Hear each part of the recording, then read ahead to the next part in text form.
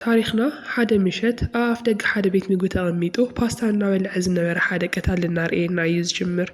እቲ በዓል ዋና ናይቲ ቤት ምግቢ ክዓጽ ስለ ዝደለየ ብፍጥነት ንኽወጽእ ይሕብሮ። እቲ ቀታሊ ግና እቲ ገንዘብ ኣውፂኡ ኣብ ጠረጴዛ የቐምጦ እሞ ነቲ ማዕጾ እውን ንኽዓጽዎ የፈራርሖ። እዚ ሰብኣይ እዚ ሊን ዝተባህለ ሓደ ጋንግስተር ንምቕታል ዝመጸ ኣዝዩ ሓደገኛ ቀታሊ እዩ። ናይዚ ታሪክ ብኻሊእ ወገን ድማ ሓንቲ ጓል ብብልሓት ጌራ ናይ ሰብ ጁባ ትሰርቕ ከላ ንርኢ። እንተኾነ ግና እዛ ጓል እዚኣ ብስሕተት ናይቲ ቀታሊ ጁባ ክትፍትሽ እንከላ ቦርስኡ ዘይኮነትስ ብረቱ ትወስደሉ።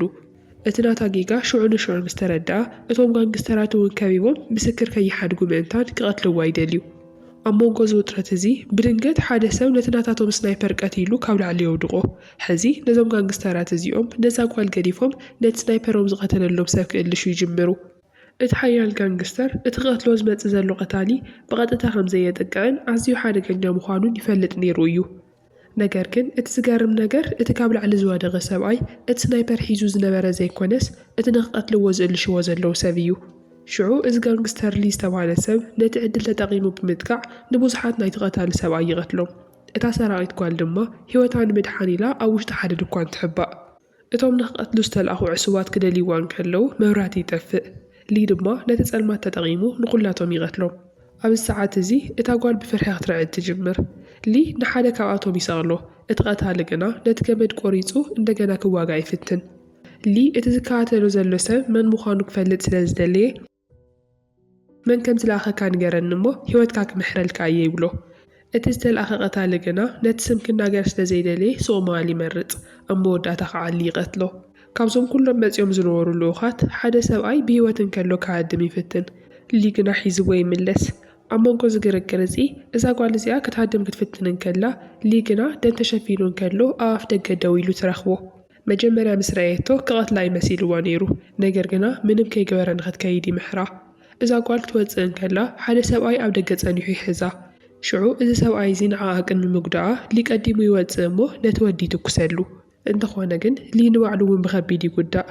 እቲ ተላኢኹ ዝመጽእ ዕሱብ ብናይ ምስማር ብረት ገይሩ ስለ ዝወቕዖ ሂወቱ ናይ ምድሓን ዕድሉ ኣዝዩ ትሑት እዩ ነይሩ። ብሰንኪ እቲ መጥቃዕቲ ሓደ ምስማር ናብ ሓንጎሉ ስለ ዝኣተወ ከዓ እቲ ምስማር እንድሕር ዳ ኣውፂኦምዎ ሂወቱ ክሓልፍ ይኽእል እዩ። ድሕሪ 3 ዓመት እዚ ጋንግስተር እዚ ገና ብሂወት እንከሎ ንርኢ። በቲ መጥቃዕቲ ምኽንያት ተዘክሮ ሙሉእ ብምሉእ ጠፊኡ እዩ ዘሎ። ሕዚ ንእሽተይ ድኳን እናተቆፃፀረ ምስ ዩ ዝተባህለት ሓንቲ ጓሉ ይነብር።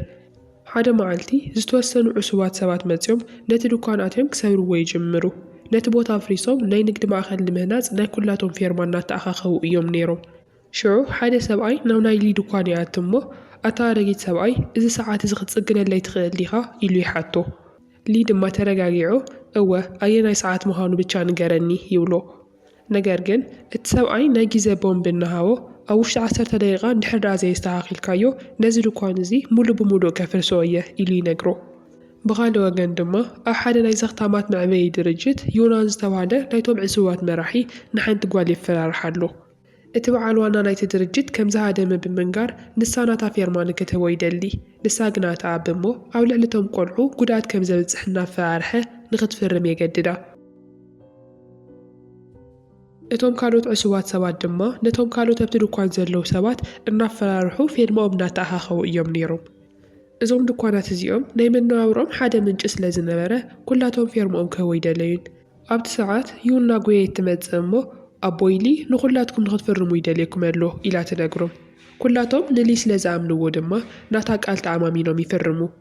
ሽዑ ናይ ዩናን የማናይ ኢዱ ዝኾነ ሓደ ወዲ መጺኡ ካብ ሊ ወጻኢ ኩላቶም ፈሪሞም ኣለዉ ኢሉ ይነግሮ። ዩናን ድማ ናብ ናይ ሊ ድኳን ይኸይድ።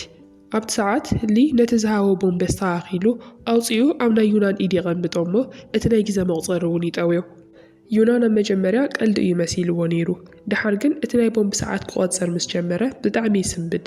ዩናን ነቲ ቦምብ ክደርቦ ይፍትን። ሊ ግና ኣጢቑ ሒዝዎ ስለ ዝነበረ ኢዱ ክላቐቕ ኣይከኣለን። ኣብ መወዳእታ ዩናን ብምሉእ ሓይሉ ነቲ ቦምብ ናብ ርሑቕ ይደርብዮ። ሊ ኣቐዲሙ ነቲ ዝትኮስ ነገር ኣውፂእዎ ስለ ዝነበረ እቲ ቦምብ ኣይተፈጀረን። ሽዑ ዩናን ተናዲዱ ቡልዶዘር የምጽእ እሞ ነቲ ድኳን እውን ብሓይሊ ክጭፍልቆ ትእዛዝ ይህብ። እዚ ዝረኣዩ ናይቲ ድኳን ሰባት ኩላቶም ወኒ ሓዲርዎም ኣብ ልዕሊ ናይ ዩናን ሰባት መጥቃዕቲ ይጅምሩ። በዚ ምኽንያት ከዓ ኣብ መንጎ ክልቲኦም ጉጅለ ዓብዪ ባእሲ ይጅምር። ኣብ መንጎ እዚ ካብቶም ዝተላኹ ሰባት ሓደ ዝኾነ ንሊ ጓሉ ዝኾነት ዩኤ ክጎድ ኣይፍትን ሊ ድማ ኣብ መወዳእታ ሰዓት ይመፀላ እሞ ይድሕና ብድሕሪ እዚ ሊ ብጣዕሚ ተናዲዱ ናብ ድኳኑ ኣትዩ ብረት የውፅእ እሞ ብቐጥታ ኣብ ናይ ዩናን ርእሲ ይገብሮ ነዚ ኩሉ ቋርፆ ተዘይኮይኑ ግና ክትኩስ እየ ይብሎ ዩናን ከምቲ ናይ ቦምቢ እዚ ብረት እውን ናይ ሓሶት ይመሲልዎ ነይሩ እንተኾነ ግን እቲ ብረት ናይ ወሓቂ ጥይት ነይርዎ እዩ ሽዑ ሊ ነቲ ቃታ ክስሕቦ እንከሎ እቲ ጥይት ተተኪሱ ንዩናን ንእሽተይ ይስሕቶ ሊ እዚ ብረት እዚ ንዓመታት ባዶ ኮይኑ ስለ ዝፀንሐ እቲ ጥይት ካበይ ከም ዝመፀ ንባዕሉ እውን ከኣምን ኣይከኣለን ዩናንን ሰባቱን ድማ ብፍርሓት ካብቲ ቦታ ይሃድሙ ሽዑ ሓደ ፖሊስ መፅዩ ንሊ ንሓደ ሕቶታት ኢሉ ናብ ፖሊስ ጣብያ ይወስዶ እቲ ፖሊስ ንሊ ይፈልጦ ስለ ዝነበረ ክሲ ይመስረተሉን ምስቲ ብረት ተወሳኺ ናይ 6 ሰባት ፓስፖርት ኣብ ገዝኡ ተረኺቡ ነይሩ እዩ ሊ ግና ብዛዕባ እዚ ነገር እዚ ምንም ዝፈልጦ ነገር የለን ካብኡ ሳይመን ዝተባሃለ ፖሊስ ሓደ ሰብ እንድሕር ሓቲትካ ነቶም ዕስዋት ንምፍርራሕ ኢለ እየ ተኲሰ ኢልካ ኢኻ ትምለስ ብምባል ይሕግዞ እሞ ነቲ ክሲ እውን ይዓፅዎ ሳይመን ስለምንታይ ክሳብ ክንዲ ሕያዋይ ከም ዝኾነ ሊ ንባዕሉ እውን ይገርሞ ድሓር ግን ሳይመን ነታብቲ ናይ ዘኽታማት መዕበይ ዘሎ ጓል ይፈትዋ ከም ዝነበረን ኣፍቃር እንድሕር ሃድልይዋ ክፈልጥ ከም ዝደልን ንፈልጥ ብድሕሪ እዚ ሳይመን ናብታ ጓል ይኸይድ ገዛ ከይሕኳሕኳያ ከዓ ነቲ ማዕፆ ከፍቶም ከሎ ኪም ነፍሳ እናተሓፀበት የሪኣ እሞ ብፍጥነት ተመሊሱ ይወፅእ ኣብቲ ሰዓት ንሊ ጓሉ ዝኾነት ዩኤ ስለ ዝረኣየቶ ኣብዚ ናይ ቅርሺ መቐመጢ ሳንዱቕ ቅርሺ ቀምጥ ተዘይኮይኑ ግና ኪም እናተሓፀበት እንከላ ትሪኣ ከም ዝነበርካ ኩሉ ክነግር እየ ኢላ ተፈራርሖ ሳይመን ስሕተቱ ከኣምን ኣይደለየን ዩኤ ግና ብጣዕሚ በላሕ ጓል ስለ ዝነበረት እቲ ገንዘብ ናብቲ ሳንዱቕ ከም ዝቐምጥ ትገብሮ ሳይመን ንኪም ኣዝዩ እዩ ዝፈትዋ ነገር ግና ብዛዕባ ሕሉፍ ታሪኻ ምንም ዝፈልጦ ነገር የብሉን እታ ቅድሚ 3 ዓመታት ሊ ዘድሓና ሰራቒት ጓል ባዕላ ኪም እያ ነይራ ካብታ መዓልቲ እቲኣ ጀሚራ ግን ብሓድሽ ስምን መንነትን ኣብታ ከተማ ምንባር ትጅምር ብኻልእ ገጽ ሊ ድማ ሃንግና ዝተባሃለ ናይ ቀደም ዓርኩ ይኸይድ ብዛዕባ ዝተፈፀመ ነገር ብጣዕሚ ተጨኒቑ ስለ ዝነበረ ቅድሚ 3 ዓመታት ኣብ ድኳነይ ሓደ ነገር ተፈፂሙ ነይሩ እዩ ክዝክሮ ፈቲነ ግን ድማ ኣይከኣልኩን እንታይ ከም ዝተፈፀመ ክትነግረኒ ትኽእል ዶ ብምባል ንሃንግ ይሓቶ ሃንግ ግና እቲ ሓቂ እንድሕር ደኣ ነጊርዎ ሊ ከም ዘይኣምኖ ስለ ዝፈለጠ ነታ ዝተጠቕዐላ ለይቲ ንምዝካር ይፍትን ብድሕሪ እዚ ሃንግ ናይ ፓስታ ሾርባን ናይ ዝናብ ኮትን ኣብ ርእሱ ይገብረሉ እሞ ኣብ ልዕሊ እቲ ኮቱ ማይ ከፍሰሉ ይጅምር ሊ ዝዓበደ ይመሲልዎ ነይሩ ሃንግ ግና ስቁኢልካ ፓስታኻ ብሰላም ብላዕ ኩሉ ነገር ከዓ ቀሲልካ ክትዝክሮ ኢኻ ይብሎ ሊ ከም ዝተባሃሎ ይገብር እሞ ኣብቲ መስትያት ድማ ነቲ ቅድሚ 3 ዓመታት ክቐትሎ መፅኡ ዝነበረ ቀታሊ ወዲ ገፁ ክረኣዮ ይጅምር በዚ እዋን እዚ ሃንግ ካብ ድሕሪት ኮይኑ ብረት ውፅኡ ክትኩሰሉ ክብል ሊ ቀዲሙ ይሕዞ ሽዑ ሃንግ ረአ ኣብ መፃወዳይ ወዲቕካ ብረት ከመይ ከም ዝተሓዝኳ የረሳዕኻን ይብሎ ሊ ድማ እዚ ኩሉ ናይ ሃንግ ቀልታት መሲልዎ ተላዒሉ ይወፅእ እንተኾነ ግን ኣብዚ ኩሉ ዓመታት ንመጀመርያ ግዜ ናይ ሕሉፍ ታሪኹ ብንእሽተይ ዝተረኣዩ እዩ ዝመስል ብኻልእ ወገን ድማ ሳይመን ንኪም ከይዱ ብምስጢር ይሓታ ሳይመን ቅድሚ 3 ዓመታት ኣብ ናይ ሊ ድኳን ዝተፈፀመ ናይ ብረት መጥቃዕቲ ልዒሉ ሓደ ሰብ ቅድሚ እቲ ሓደጋ ብዝተወሰነ መዓልታት ርኢክ ነይሩ እዩ እንታይ እናገበርክ ነርኪ ኢሉ ይሓታ ሽዑ ኪም እቲ ምርመራ እንድሕር ዳ ቀፂሉ ናብኣ ከም ዝበፅሕ ስለ ዝተረድአት ካልእ ነገር ኣይትግበር ምንም ነገር እውን ኣይደልን እየ ንሊ ብቻ ምንም ከይትርብሾ ኢላ ከተሰናክሎ ትፍትን ሳይመን ግን ሕያዋይ ሰብኣይ ስለ ዝነበረ ናይ ሊ ስም ካብቲ ክሲ ከም ዘፅረዩን ንሊ እውን ክጎድኦ ከም ዘይደልን ይነግራ ብድሕሪ እዚ ሳይመን ብሰላም ካብቲ ቦታ ይወፅእ ኪም ግና ብብልሓት ጌራ እቲ ናይ ሊ መርትዖታት ካብ ጅቡኡ ሰሪቓቶ እያ ነይራ ኣብቲ ሰዓት ኪም ነቶም 6 ፓስፖርታት ኣውፅያ ክትሪኦም እንከላ እቶም ስእልታት ኩላቶም ተመሳሰልቲ ምዃኖም ትርኢ ብድሕሪኡ እቲ ናይ ሊ መርትዖታት ንጓሉ ዩኤ ሂባታ ናብ ገዛኣ ትሰዳ ዩኤ ድማ ናብ ኣቦኣ ሊ መፅያ ነቲ ተጎዲኡ ዝነበረ ኢዱ ተኣስረሉ እሞ ነቶም ፓስፖርታት እውን ትሪኦም እቲ ዝገርም ነገር ናይ ሊ ዓይንን እቶም ኣብ ፓስፖርት ዘለው 6 ስእልታት ዘለው ዓይንን ተመሳሳሊ ምዃኑን እዩ ሊ ግና እዚ ኣይኣመነን እዞም ሰባት እዚኦም እኮ ዝተፈላለዩ ሰባት እዮም እናበለ ነቶም ኣብ ፓስፖርት ዝነበሩ ፎቶታት የሪኣ ሽዑ ዩኤ ነቶም ስእልታት ገጾም ሸፊኑ ኣዒንቶም ብቻ ከም ዝርኢ ትገብሮ ሊ እውን እቲ ምስሊ ይረአዮ እሞ ከመይሉ ዝኽፍጠር ከም ዝኸኣለ ንባዕሉ ምሕታት ይጅምር ሽዑ ኪም ብፍጥነት መፅያ ነቶም ፓስፖርታት እውን መንጢላ ናታ ከይትሰምዕ ቅድሚ ሕዚ መን ከም ዝነበርካ ወይ ድሓር መን ከም እትኸውን ኣይግደስን እቲ ዘገድስ ነገር ሕዚ ዘለኻዮ እዩ ኢላ ትነግሮ ብድሕሪ እዚ ዩኤ ነቶም ፓስፖርታት ሒዛቶም ናብ ፖሊስ ጣብያ ትኸይድ ነቲ ፖሊስ እውን ትህቦ ብድሕሪ እዚ ሓደ ምሸት ሊ ናብ ዕዳጋ እናኸደ እንከሎ ዩናንን እቶም ሰባት እውን ተኣኪቦም ብፅኑዕ ይወቕዕዎ እቲ ጽቡቕ ኣጋጣሚ ግና እዚ መጥቃዕቲ ዝኽፍጠር እንከሎ እቲ ናይ CCTV ካሜራ እናቐረጾ እዩ ነይሩ። ሳይመን ነቲ ቪድዮ ምስ ረኣዮ ንሊ ንምድሓን ኢሉ እናጎየ ይኸይድ። እንተኾነ ግን እቶም ዕሱባት ሰባት ንሊ ኣብ መንጎ ህይወትን ሞትን ገዲፎምዎ ሓዲጎምዎ ይኸዱ። ብድሕሪ እዚ ሊ ብፍጥነት ናብ ሆስፒታል ይኣቱ። ብኻልእ ወገን ድማ እቲ ቐድሚ 3 ዓመታት ንሊ ንኽቐተል ትእዛዝ ዝሃበ ወንግ ዝተባህለ ሰብኣይ ሊ ሕዚ እውን ብህይወት ከም ዘሎ ኣብ ዜና ይሰምዕ እሞ ክኣምን ኣይከኣለን። ናይ ወንግ ሰባት ሓደ ኣረጊት ሰብኣይ እዩ ብናትና ሰባት ተወቂዑ ብዙሕ እውን ዘገድስ ነገር ኣይኮነን ይብልዎ። ወንግ ግና ሊ ክንደይ ናይ ሓደገኛ ምዃኑ ባዕሉ ይፈልጥ እዩ። ነቲ ናይ ፖሊስ ካሜራታት ጠሊፎም እውን ነቲ ቪድዮ ብጥንቃቐ ይርእይዎ። ወንግ እቲ ኣረጊት ሰብኣይ ዝተወቅዐ ይመስል ለና እምበር ብሓቂ ግና ንሱ እዩ ብግንባሩ ገይሩ ንዕኦም እናወቕዖም ነይሩ። ብኢዱ ገይሩ እውን ኣፍንጮኦም ይሰብረሎም ከም ዝነበረ ኣብቲ ቪድዮ ይርአ። እዚ ማለት እቶም ዝተላኹ ሰባት ኣይኮኑን ንሊ ዝወቕዕዎ፣ ኣብ ክንዶስ ንሱ እዩ ዝገየደ ጉድኣት ኣብፂሕሎም። ብኻልእ ወገን ድማ ኣብቲ ሆስፒታል እቶም ሓኻይም ንሳይመን ረኺቦም ኣብ ናይ ሊ ሓንጎል ምስማር ከም ዝተረፈሞ፣ እዚ ድማ ኣብ ተዘክሮታቱ ዝቕመጠሉ ክፋል ሓንጎሉ ከም ዘሎ ይነግርዎ። ሊ እቲ ዝሓለፈ ህይወቱ ክዝክር ዘይከኣለ እውን እዚ ምስማር እዚ ክሳብ ሕዚ ኣእምሮኡ ስለ ዝተቐመጠ እዩ። ብድሕሪ እዚ ሳይመን ሓደ ሕቶታት ክሓቶ ኢሉ ናብ ናይ ሊ ክፍሊ ክመጽእ እንከሎ ሊ ግና ካብቲ ሆስፒታል ወፂኡ ይጸንሖ። ብኻልእ ወገን ድማ ዩናን ናይ ሊ ድኳን ክጭፍልቆ እንከሎ ካብቲ ናይቲ ድኳን ላዕሊ ዝበስበሱ ሬሳታት ይወድቁ። እዞም ሬሳታት እዚኦም እቶም ቅድሚ 3 ዓመታት ንሊ ክቐትልዎ መጺኦም ነበሩ። ሽዑ ንሽዑ ግን ንባዕሎም ዝተቐተሉ ሰባት እዮም። ሽዑ ሊ ንፖላዊስ ክነግር ይኸይድ እሞ ነቶም ሬሳታት ንክሕልዎም ድማ ነቶም ሰባት ነጊርዎም ይኸይድ። ሊ ካብቲ ቦታ ምስ ወፀ ብፍጥነት ናይ ወንግ ሰባት መጺኦም ንናይ ዩናን ሰባት ብምቕታል ነቶም ሬሳታት እውን የልዕልዎም። እዚ ኩሉ ክፍጠር እንከሎ ዩናን ተሓቢኡ ብፍርሓት እናተዓዘበ እዩ ነይሩ። ነገር ግና ካብቲ ዝተሓበአሉ ወፂኡ ንሰባቱ ከድሕነሉ ዝኽእል ድፍረት ኣይነበሮን። ድሕሪ ዝተወሰነ ደቃይቕ ሊ ነቶም ፖላዊስ ሒዙ ምስ ተመለሰ እቶም ሬሳታት ተላዒሎም ይጸንሕዎ። እቶም ፖላዊስ ድማ እቲ ዝነገሮም ነገር ከኣምንዎ ይከኣሉን። ሳይመን ዝተወሰነ ጥርጣረ ስለ ዝሓደሮ ነቲ ሓቂ ንምርካብ ኢሉ ነቲ ናይ CCTV ቪድዮ ክርኢ ኢሉ ናብ ኩለን ካሜራታት ይኸይድ። ነገር ግን ኩለን ካሜራታት ጠፊአን ከም ዝነበረ ከዓ ይርኢ። ሊ ነቲ ቪድዮ ተጠንቂቑ ክሪኦ እንከሎ ኣብቲ እዋን ንሱ ዝተንቀሳቐሰት ሓንቲ መኪና ከም ዝነበረት ይፈልጥ። ንኣኣ ንክከታተልዋ እውን ይሓትት። እታ መኪና ኣብ ቅድሚ ሓደ ስፓ ማእኸል ደው ኢላ ስለ ዝረኸብዋ ብፍጥነት ናብቲ ቦታ ይኸዱ። ኣብኡ ድማ እቶም ሰባት ነቶም ሬሳታት እናሓብእዎም እንከለዉ ንርኢ። ሊ እዞም ሰባት እዚኦም ክሳብ ክንደይ ናይ ሓደገኛታት ምዃኖም ስለ ዝፈልጥ ነቶም ፖላዊስ እናደጋገመ የጠንቅቖም። ሳይመን ግን ናቱ መጠንቀቕታ ብዙሕ ከየገደሶ ብረት ሒዙ ናብ ውሽጢ ኣቲ። ወንግ እቶም ጸላእቱ ይመጽዎ ከም ዘለዉ ስለ ዝፈለጠ ንሳይመን ከደናግሩ ምእንታን ሰባቱ ይልእኽ። ኣብቲ ሰዓት ሳይመን እቶም ሬሳታት ተዘይረኸቦም ወላ እኳ ኣብ መሬት ደም ምስ ረኣየ ግና እቶም ሰባት ከም ዝሓበእዎ ይርዳእ። ቀጺሉ ድማ ንወንግ ምስ ረኣዮ ሓደ ሕቶታት ክሓቶ ይጅምር። ወንግ ግና ናይ ሳይመን ጣል ገመታይ ምንም ኣይፈተወን ዘሎ። ኣብዚ ከተማ እዚ ኣብ ዘይስርሖም እናኣተዉ ዘይምልከቶም ሕቶ እውን እናሓተቱ ዝቕተሉ ፖሊሳት ከም ዘለዉ እናነገረ እውን ከፈራርሖ ይሞክር። ሳይመን ግን በቲ ናቱ ምፍርራሕ ምንም ከይመሰሎ ነቲ ናይ ገበን ቦታ ከም ዘበላሸውዎ፣ ሬሳታት ከም ዝሓውኡን ሕዚ ድማ ንፖሊስ ብምፍርራሕ ተወሳኺ ገበን ከም ዝፍጽም ዘሎ ብምንጋር ብረቱ ክመዝዝ ይፍትን። እንተኾነ ግን እቲ ንሱ ዘይተረድኦ ነገር ብረቱ ተሰሪቑ እዩ ነይሩ። ሽዑ ሓንቲ ጓል ንሳይመን ሒዛ ናብቲ ማይ ብምጥሓል ክትቀትሎ ትፍትን። በዚ እዋን እዚ ሳይመን ኩሎም ቶም ሬሳታት ኣብ ውሽጢ ማይ ተሓቢኦም ከም ዘለዉ ይርኢ። እቶም ናይ ወንግ ሰባት ንሳይመን ቅድሚ ምቕታሎም ሊ መጺኡ ንሳይመን ንኽሰድዎ ይሓትት።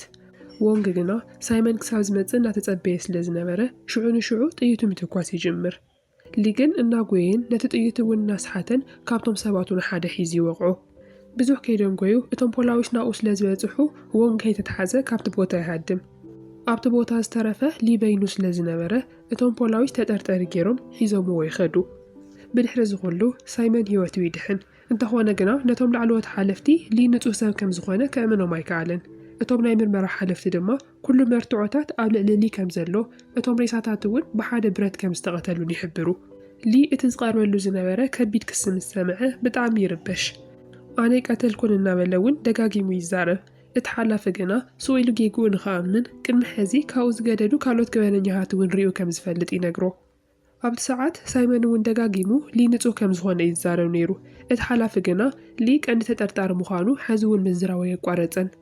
ሙሉእ ኣካሉ ምርመራ ከም ዝተገበረሉ፣ እቲ ካብ ሓንገሉ ዘሎ ምስማር ወጻኢ ኣብ ኣካሉ ካልኦት 21 ከበድቲ ቁስልታት ከም ዘለዎ እውን ይነግሮ። 4 ናይ ካራ 13 ናይ ጥይት 3 ናይ ቦምብን 9 ድማ ኣዝዮም ሓደገኛታት መጉዳታት ይርከብዎ እቲ ሓላፊ ብምቕጻል ኣብ ዝሓለፉ 20 ዓመታት ዝተፈጸሙ ዓበይቲ ገበናት ናይ ፋይል የርእዮ እቲ ናይ መቕተልቲ መንገዲ እውን ምስቶም ናይ 6 ሰባት ቅትለት ሓደ ዓይነት ምዃኑ ይረኽቡ እዚ ማለት እዚ ቅድሚኦም ዘሎ ኣረጊት ሰብኣይ ተራ ኣረጊት ሰብኣይ ዘይኮነስ ፕሮፌሽናል ስልጠና ዝወሰደ ተኸታታሊ ቀታሊ ክኸውን ከም ዝኽእል እውን ግልጺ ይገብሩ ሳይመን እዚ ኩሉ ነገር ዝምሰምዐ ብጣዕሚ ተገሪሙ ንሊ ከድሕኖ እውን ኣይከኣለን ሊ ድማ በይኑ ኣብ ቤት ማሰርቲ ተቐሚጡ እንከሎ ወንግናው ይመጽእ ሕዚ ግና ከም ተራ ጸላይኡ ዘይኮነስ ከም ናይ ሕጊ መኻሪ ኮይኑ እዩ መጺእ ዘሎ ሊ ብጣዕሚ እናተናደደ መን ኢኻ ስለምንታይ ኢኻ ትቀትለኒ ትደሊ ዘለኻ ኢሉ ይሓቶ ወንግ ተረጋጊዑ ቅድሚ 3 ዓመታት ሊ መምህሩ ከም ዝነበረን ክልቲኦም ድማ ንሓደ ዓብዪ ማፍያ ይሰርሑ ከም ዝነበሩን ይነግሮ ድሓር ግን ሓደ መዓልቲ ሊ ተናዲዱ ነቲ መራሒኦምን ንምሉእ ስድራ ቤቱን ከም ዝቐተሎም ይገልጽ ሊ ናይቶም ንጹሃት ቆልዑ ደም ከም ዘለዎ ምስ ፈለጠ ናይ መርትዖ ፍላሽ ከም ዝሓዘ እውን ይሕብረሉ ሕዚ ወንግ ዝደልዮ ዘሎ ነገር እታ መርትዖታት ዝሓዘት ፍላሽ ንክህቦ እዩ ንሳ እያ ትሓቂ ንስኻ ቀታሊ ኢኻ ነቲ ሓቢኻዮ ዘለኻ ፍላሽ እውን ሃበኒ ተዘይኮይኑ ግና ናተይ ሰባት ንጓልካን ነቶም መምዕበይ ዘለዉ ቆልዑትን ንብሙልኦም ቀትልዎም እዮም ይብሎ ሊ ብቁጥዐ ተላዒሉ ንወንግ ክወግኦ ክፍትን እንከሎ እቶም ፖላዊስ ሒዝዎ ሽዑ ወንግ ተላዒሉ ይወፅእ እሞ ኣብ መንገዱ ድማ ንዮናን ይሪኦ ዮናን ነቲ ዝተፈጸመ ስለ ዝረኣዮ ሽዑ ንሽዑ ክቀትሎ ይደሊ ካብኡ ስጋራ ለኪሱ ኣብቲ ናይ ኤሌክትሪክ መሳርሒ እምቢርዎ ይወፅእ ሊ ኣብ ውሽጢ ክፍሉ ኮይኑ ነቲ ዝሓለፈ ክዝክር ይፍትን ግን ድማ ምንም ነገር ናብ ኣእምሮኡ ክመፀሉ ይከኣለን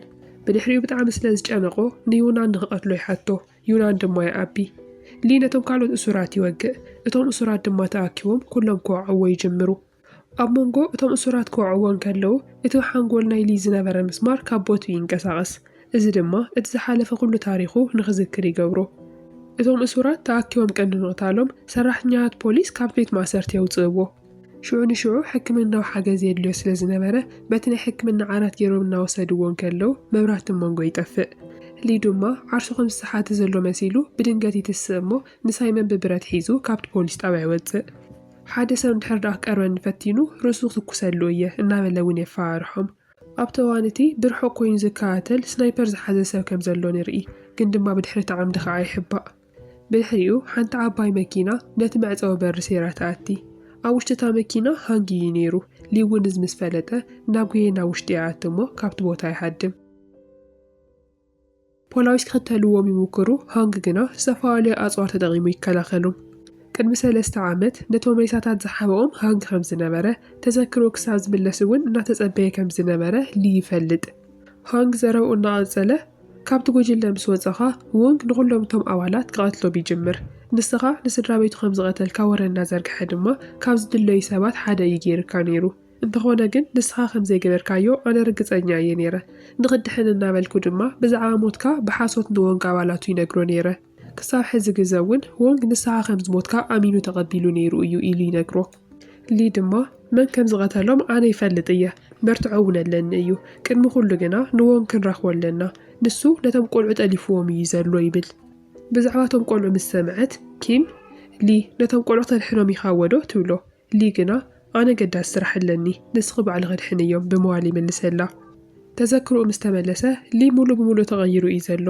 ሕዚ ብዛዕባ ማንም ሂወተይ ይግደስን እዩ ኣብ ትሕቲ እግሪ ሳይመን ናይ ፀቕጢ ቦምቢ እውን ይቕምጥ ሳይመን ቁሩብ እናፈርሐ ሊ እዚ ቦምቢ እዚ ናይ ሓሶት እዩ ወዶ ሂወተይ ትቐትለንን ኢኻ ወዶ ይብሎ ሊ ድማ እግርኻ ከተንቀሳቐስ ፈትን ብቻ ኢሉ ይኸይድ ብድሕሪ እዚ ካብቲ ቦታ ሓዲግዎም ንወንግ ንምእላሽ ይወፅእ ቁሩብ ጸኒሑ ፖላዊስ ናብቲ ቦታ ይበጽሑ ሳይመን ግን ርሒቖም ንኽጸንሑ ይነግሮም ኣብ መወዳእታ ኣብ ልዕሊ ሊ እምነት ስለ ዝነበሮ እቲ እግሪ ካብቲ ቦምቢ የልዕል እቲ ቦምብ ሽዑ ንሽዑ ይተፈንጀረን ሊ ግና ይግደሰሉ እዩ ኢሉ ይሓስብ እዩ ነይሩ ነገር ግን ድሕሪ ዝተወሰነ ሰከንድታት እቲ ቦምቢ ይፍንጀር እሞ ዓብዪ መጥቃዕቲ ተፈጺሙ እቲ መኪና እውን ጠቕሊሉ ይፍንድእ ኣብቲ ግዘቲ እቲ ንሊ እናተጸበዮ ዝነበረ ወንግ ፖላዊስ ንሊ ካብ ኩሉ ዓይነት ኩርናዕ ኸይዎም ከለው ይርኢ እቲ ሊ ሒዝዎ ዘሎ ፍላሽ ኣብ ኢድ ፖሊስ ክወድቕ ፈጺሙ ክፈቅደ ይኽእልን እዩ ስለዚ እቶም ፖላዊስ ከይሓዝዎ ባዕሉ ክረኽቦ ምእንታን ኢሉ ናብኡ ይኸይድ ኣብዚ እዋን እዚ ኩሉ ዝዘከረሊ ነቲ ፍላሽ ኣውፂኡ ክኸይድ ወንግ ይወግኦ ሊ ካድም እንከሎ ድማ እቲ ፍላሽ ናብ መሬት ይወድቕ ሽዑ ወንግ ብፍጥነት ከይዱ ነቲ ፍላሽ ይሕዞ ብድሕሪ እዚ ናይ ወንግ ሰባት ብዙሕ ፈንጂ ዝተጻዕነለን ድሮናት ኣብ ልዕሊ እቶም ፖላዊስ ይልእኽ እቲ ፈንጂ ብዙሓት ፖላዊስ ምስ ኣቑሰለ ሊ ድማ ንኹላቶም ናብ ውሑስ ቦታ የሰጋግሮም። ኣብቲ ዘለዎ ቦታ ኮይኖም እቲ ሓላፊ ፖሊስ ሓገዝ ንምሕታት ይፍትን፣ ግን ድማ እቲ ሲግናል ተዓፅዩ ነይሩ። እቲ ኩነታት ብጣዕሚ ፀቢብን መፍርሕን ወላ እኳ እንተነበረ ሊ ግና ካልእ ናይ በሉ መፍትሒ ነይርዎ። በቲ ናቱ መፍትሒ ገይሮም ከዓ ኩላቶም ብሓባር ይወፁ። እቶም ድሮናት ክወግዎም ክፍትኑን ከለዉ እቲ ናይ ዲስኮ ቦል ገይሮም ብምጥቃም እቲ ብርሃን ነተን ድሮናት ከም ዘደናግረን ይገብሩ። ብኻልእ ወገን ኪም ናብቲ መዕበይ ህፃናት ድርጅት ምስ ከደት ናይ ወንግ ሰባት ተው ይፀንሕዋ። ኪም ድማ ብብልሓት ነቲ ቦምቢ ሒዛ ትኸይድ። ብዙሕ ከይፀንሐ ዩናን ናብኡ ይመፅእ እሞ ካብቶም ሰባት ሓገዝ ክሓትት ይጅምር። ግን ድማ እቶም ካልኦት ሰባት ብድሕሪቱ ከም ዘለዉ ከዓ ኣይፈለጠን ዘሎ። ኣብ መወዳእታ ኪም ነቲ ተዘጋጅያትሉ ዝነበረት ነቲ ብኢዳ ዝነበረ ቦምብ ናብቶም ሰባት ደርብያ ክትሃድም ትፍትን። እቶም ሰባት እውን እናተኸታተልዋ ስለ ዝነበሩ ቅድሚ ምቕታላ ሊ ናብኡ ይበፅሕ። ኣብ መንጎ እቲ ሓደገኛ ሰብኣይ እውን ግን ኣብ ሊን ከዓ ዓብዪ ቃልሲ ይካየድ። ኣብ መወዳእታ ሊ ይቐትሎ። ብኻልእ ወገን ድማ ሓንቲ ጓል ዘይትፍለጥ ትመፅእ እሞ ብዘይ ምቁራፅ ትትኩስ። ሊ ግና ገና ሞተር ሳይክል አንከላ ከም እትመውት ይገብራ። ብኻልእ ወገን ድማ ወንግ ነቲ ዝወሰዶ ፍላሽ ምስ ከፈቶ ከም ዝተታለለ ይርዳእ። ፖላዊስ ነቶም ቆልዑ ከድሕንዎም ክፍትኑን ከለዉ ድማ ናይቲ ወንግ ዝቆፀሩ ሃከር ኣፅዋራት ኣብ ልዕሊኦም ተኽሲ ይኸፍታሎም። ብዙሓት ፖላዊስ እውን ይቆስሉን ይሞቱን። ኣብ ሰዓት እዚ ሃንግ እቲ መሳርሒ ኣብ ካልእ ቦታ ኮይኑ ይቆፃፀር ከም ዘሎ ይፈልጥ። ብቐሊሉ እውን ነቲ ሃከር ይረኽቦ። እቲ ሃከር ክወግኦ ይፍትን። ኣብ መንጎኦም ከዓ ዓብዪ ቃልሲ ይካየድ።